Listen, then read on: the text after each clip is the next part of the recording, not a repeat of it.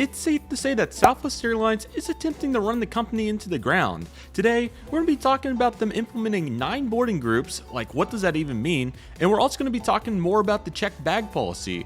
It's safe to say this is going to be a huge departure from what we know Southwest as today, and it's going to be interesting to see what happens. Let's just go ahead and get into the news, everybody.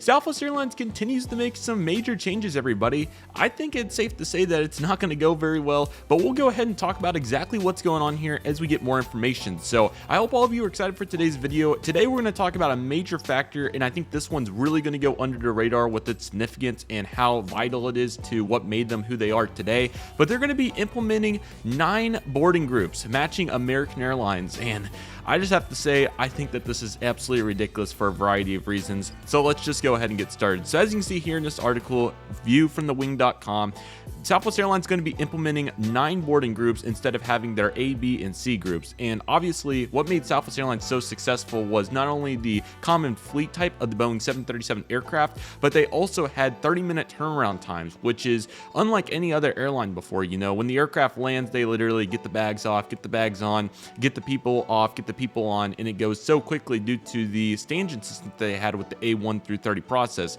And this didn't even implement boarding window first, middle aisle, or any method like that.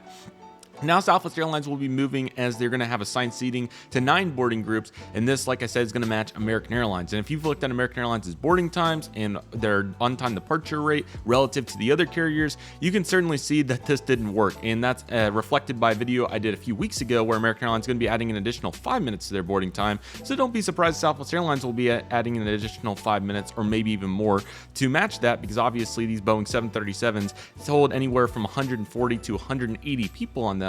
Therefore, it's not going to be very easy to get all those people on within 30 minutes. And also keep in mind that many aircraft arrive right on time and not early. So there's going to be, well, that might not even matter now if they lose all the business that we're going to talk in my next talking point. So we'll see what really happens, but it's safe to say that this isn't going to go very well. So we don't have many details on the groups 1 through 9, but presumably the first 5 groups, just like American Airlines, is probably going to have that elite status, the fare type, early birds still going to be implemented in some capacity, I suppose, along with all these different factors. So, you know, I just still am bamboozled that they didn't go the route of like snack boxes and promoting Southwest Vacations, which would have been more logical and seamless opportunities to make money, particularly those snack boxes. If you've seen the revenue from airlines like Allegiant Air, Frontier, and Spirit, you can certainly see how much money that those carriers have made off of those snack boxes and other applicable items. And it's certainly been a huge game changer for their revenue reports, and it certainly has been the difference instead of implementing silly 9-group boarding policies like this. And all those carriers don't even have 9 boarding groups. Frontier, I think, has 5, Spirit has 5, and Allegiant, I believe, also has maybe 6. But regardless, definitely not 9. So American and Southwest, you know, they're kind of going matchy-matchy at this point. They are certainly really doing a good job reflecting each other in some ways. But yeah, it's unfortunate to see Southwest continue to do this, but as you can see here, it kind of just goes into some details about how the policy has been over time and, you know, how it led up to a quick and efficient boarding process. And once again, you know, other factors are combined with this, including free checked bags, so not many people have carry-ons, and so many other factors that led to efficiency for Southwest Airlines. So it appears to me that Southwest Airlines is going from an efficient, effective, and value airline to a markup, trying to make money, and inefficient airline. And it's going to be a huge loss. You know, you can certainly see where they talk about it here, and it talks about how many planes they're going to lose because they're going to have to add more block time to the schedules. It's almost a guarantee that we're going to get more news on this here in a later time. And here it talks about optimization for connecting flights, but once again, if you have 9 boarding groups, it's not going to get it out very fast. So I don't know what the logic is on this. Personally, what I would have done, and the one airline that does understand, is United Airlines. 5 groups make it real simple, and 6 can be basic economy, but 3 is the window, 4 is the aisle, and 4 is the middle, and 5 is the aisle. And this has certainly, you know, worked extremely well for United, as they've had a really good on-time performance, not to mention that they've also done a very good job in the fact of, you know, basic economy, I still think should board, you know, it with the other numbers, but it's tough to enforce that with the bag policy, obviously. So, you know, at some point you got to give or take some, but, you know, I think if they can keep implementing those scanners that, you know, alert that, oh, you're a basic economy, that would be easy for United to put those back into the normal groups and get down to 5 groups and make their boarding efficient. And if they were able to do that, they probably could eliminate 5 minutes off of their block times. But regardless of the case, this is just a terrible decision for Southwest, in my opinion. The decisions have already been cruddy enough, but this certainly is not going to help them by any means. I just can't see any world where Southwest is going to benefit from having 9 boarding groups. It's going to be chaotic, it's going to be ugly, and it's certainly not going to be very efficient. So not very impressive at all. This is not good at all. And then the number that came through, I've made 2 videos on the actual bag subject itself, so I won't go too far into it, but there's one particular number from a September study that I really wanted to highlight. So that's what I have here from times.com. And in September, Southwest Airlines estimated that charging baggage fees would bring in about $1.5 billion worth of revenue a year. But this is going to cost the airline $1.8 billion in lost business from customers who choose to fly Southwest because of the generous baggage policy. So, the other carriers have been one-upping Southwest on prices. If you go on the Google Flights, it's not uncommon at all, especially on small hub to large hub airports, and even just some of the hub to hub ones, to see Southwest, be anywhere from $0 to $50 above the price. And that obviously was with the free checked bags, but Southwest was able to steal those passengers due to that policy. Now that policy is gone, I don't see Southwest Airlines being able to capture, traffic that United and Delta especially are going to steal due to the better product. And if the price is better, there is absolutely no reason to go with Southwest at this point. So many people value those checked bags. It's inconvenient to lug it through the airport. I completely understand the concept. I've flown with 2 bags a handful of times, and Southwest came in clutch a couple of times for me. And, certainly that's the case for other, travelers and so forth, especially if you're moving or, whatever the case is. There's so many different situations, or business travel and you need a suitcase for dress clothes.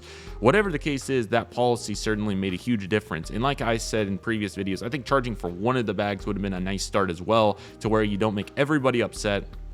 But obviously, you make a difference that will hopefully help out your brand. But once again, snack boxes would have been a much more logical start. Yes, it would have cost some money to implement, but go ask your friends at Allegiant, Frontier, and Spirit how much they've made off of it. And, other smart carriers like United have certainly implemented such a policy that has been really good for them. And, I'm not saying to go get ovens on those 737s and do hot food. I think that's a little unrealistic to start. But what's the problem with implementing some snack boxes? It's not challenging at all. It's a huge revenue generator. Look at the revenue they make off of alcohol sales. I think it goes to show that Southwest Airlines really didn't think this through. And let me swing back, not just Southwest, but primarily the LV investment firm. They pretty much looked at the airline and said, what is every way that we can make money with this carrier and not consider what Southwest Airlines is in the aviation industry here in the United States? And that's exactly what they did. All these ideas from the surface look amazing for making money, but Southwest Airlines is completely different. They profited for over 50 years for a reason, and that was free checked bags, that was no assigned seating, and that was efficiency and going places where people want to go. And they only have one of those 4 left, going places where people want to go. Having nonstop flights to places like Orlando and Las Vegas and Phoenix makes so much sense, and it works from the surface. But how are you going to get people, wanting to fly on that when American Airlines and, Allegiant and other carriers are flying that? Free checked bags, good prices, and no assigned seating. These are policies that passengers really like, and it certainly makes sense. And, some of the survey data is skewed. They said that 80% of their passengers wouldn't want open seating. Don't get me wrong, there's a world where people, would like to sit with families and so forth, but there's so many people that do like that variation of the free seating. We talked about that in previous videos as well. So it certainly doesn't make sense. You can go read these articles. Here's some more information about what's going on in the aviation industry as it is right now. Let's just go ahead and take a look at this video. So Southwest Airlines posted this answering your bag policy question video a couple days ago. And, while it's somewhat appreciated, there is some depth to it. It's certainly not very impressive by any means. It's even tough to just think that Southwest is acknowledging that this is going to bring better opportunity. Unless if you're going to be able to offer flights for $19 per flight, which if they can, fantastic, but they haven't said that yet. So unless the Southwest Airlines is able to implement that, then what benefit are we gaining from no free checked bags? Because, the status is nice, and it's great that, credit card holders and so forth will get a free checked bag on Southwest. That helps. I won't decline that, and it's great for everybody that has it. But there's so many one-off travelers on Southwest that, bounce around. And when you get those passengers locked in for the first time, most of them aren't going to get credit cards. There's so many that are not fortunate enough to have a high enough credit score to gain those credit card benefits. And there's so many of them that are certainly not going to pay extra for any time, which doesn't matter anyway, because you don't get bags with that fare, which I think is absolutely ridiculous. And, also, let's not forget about the other fare. which is business select, and that fare usually can be over $300. Nobody's going to want to pay that. Absolutely ridiculous. So it's not an option. Southwest Airlines is completely going to tank because of this. This is going to be possibly the biggest failure of a low-cost carrier in the entire world, but in the United States. May 28th is going to be a bad day. I flew Southwest on Wednesday, and I thought for sure they would calm down about those bags, but everybody in that line was talking about those bags, and man, they were livid. And it's going to continue for months and months, and people are not going to like it. Now, is that going to mean Southwest Airlines is going to go out of business? Unlikely. I don't think Southwest Airlines is going to go anywhere. I mean, people are going to have to fly in some of these nonstops. Like I said, they're one factor that they have left going for them to Orlando, Phoenix, and Las Vegas, and other destinations that passengers want to go. Will save them to some capacity, but you can just tell how unthought out this entire process one is. I know I mentioned it in the previous two videos, but how do you go from basic to want to get away plus? Where did want to get away go? It should just want to get away moved up, or once again, it should have got retitled. Absolutely unlogical. The Elliott investment firm, from the surface, you think that it would work, but they obviously did not study the market at all. There are ways to make money that they did not consider, and it certainly is extremely embarrassing to the entire Elliott investment firm. Not impressive at all. You're going to run your biggest investment into the ground. Extremely embarrassing. And when you don't think about simple ways to integrate money, once again, snack boxes would have been millions of dollars worth of economic impact to the airline that probably would have made profitability by itself.